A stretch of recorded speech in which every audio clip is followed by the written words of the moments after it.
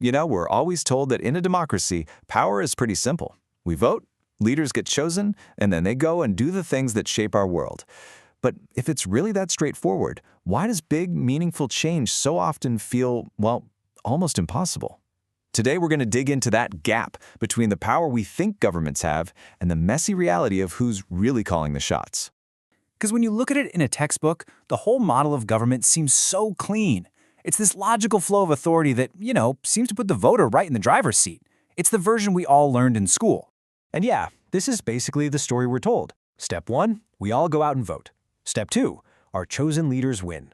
And Step 3, they take that win, that mandate, and they change the policies. Simple, right? A straight line from the ballot box to the law books. But of course, the real world is never that neat. And that gets us to the absolute heart of the matter here. If the whole system is built to respond to what we want, why does it so often feel like some invisible hand is on the steering wheel? Why do those big campaign promises seem to just fade away? Well, let's start peeling back the layers. Okay, so the first place we need to look for an answer isn't outside the government, but actually deep inside it.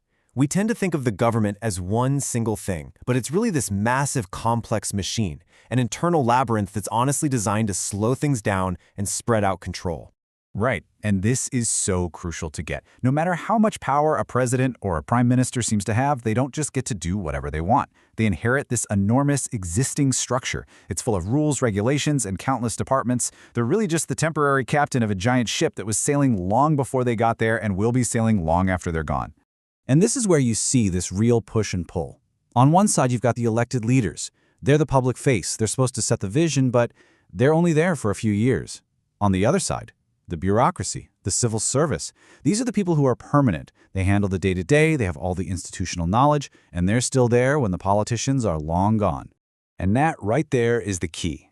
The faces at the top can change every 4 or 5 years, but the actual machinery of government, the system itself, is just incredibly hard to turn.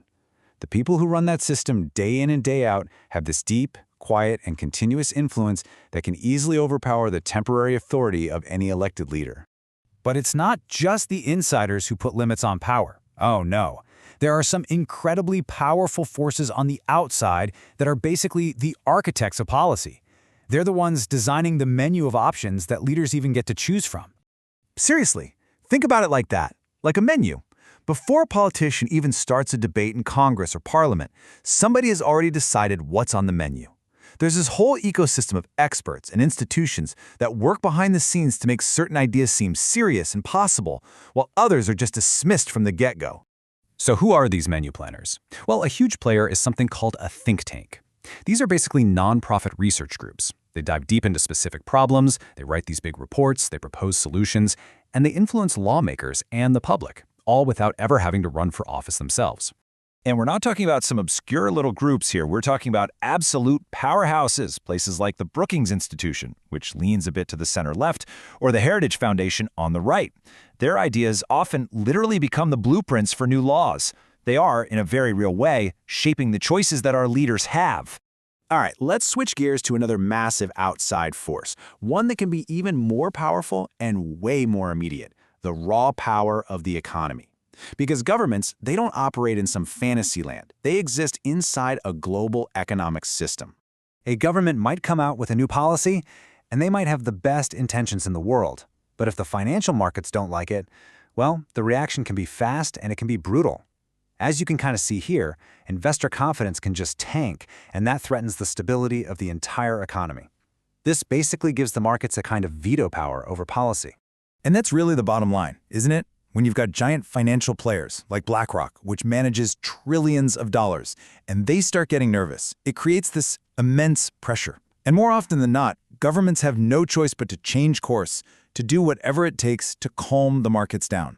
So we've got the internal bureaucracy, we've got the external economic forces, but there's one more critical layer we have to talk about, the public perception filter. Or you could call it the court of public opinion, which is massively shaped by the media. I mean, you could have a policy that is perfectly designed. The smartest economists and experts all agree it will solve a problem. But if the media frames it in a negative light, or if public opinion just turns against it for whatever reason, that policy is dead on arrival. It doesn't matter how good it is. It's become politically toxic. In politics, perception really is reality. Okay, so let's try and put all these pieces together. We've looked inside the labyrinth of government, we've looked at the outside architects, and we've talked about the public filter. It's pretty clear that simple top-down pyramid we started with, it just doesn't work. We need a new model. And this is the million-dollar question, right?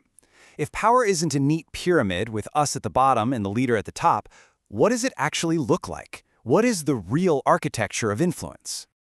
Well, first, let's just get one thing straight. It's not this. It's not a simple, clean pyramid where orders flow perfectly from the top down. That model is way too simple for the messy reality we've just been exploring. Instead, the best way to picture it is as a network, a complex web. All these different points of power, all connected, all pushing and pulling on each other. And here are the big players in that network we've just walked through. You've got the elected government, sure, but it's just one player. It has to deal with the permanent bureaucracy, with the ideas coming from think tanks, with the pressures from Wall Street, and with the story being told by the media. Every single one of these can enable or completely block action. And this quote just nails it. The formal authority, the legal right to make a decision, yeah, that might sit with the elected government. But real influence, the actual ability to get something done, that flows through this entire complex system. So what does this all mean for us? It means that when we cast our vote, yes, we're picking a leader, but that leader has to step into this huge existing structure, a structure that's constantly being pushed and pulled by these powerful forces that most of the time we don't even see. And that kind of leaves us with one last big question to think about. If the government we elect is just one powerful piece in a much bigger puzzle, who are all the other players? And how much do they really shape the decisions that affect every single part of our lives?